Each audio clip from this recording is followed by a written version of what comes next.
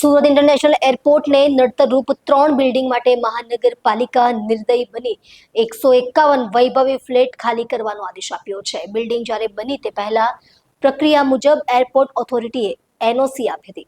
સુરતમાં એરપોર્ટની સલામતીને ધ્યાને લઈ મહત્વની કાર્યવાહી શરૂ કરવામાં આવી છે. પાલિકા તરફથી પાલ અને વેસુ વિસ્તારમાં આવેલી 3 વૈભવી રેસિડેન્શિયલ સ્કીમ કાસા રિવેરા, કેપીએમ ટેરા અને સેલેસ્ટિયલ ડ્રીમ્સના કુલ 151 ફ્લેટ માલિકોને રાતોરાત નોટિસ આપી ફ્લેટ ખાલી કરવાની ચેતવણી આપવામાં આવી છે.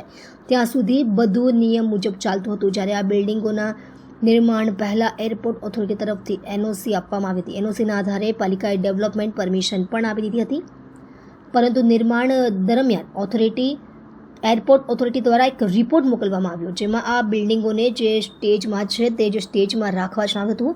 તે રિપોર્ટના આધારે પાલિકાએ બીયુ પરમિશન આપવાનું અટકાવ્યું હતું.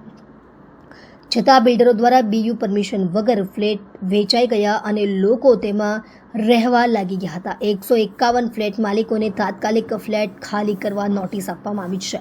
જો તેઓ ખાલી નહીં કરે તો પાલિકા પાણી અને ડ્રેનેજના કનેક્શનો કાપી નાખશે.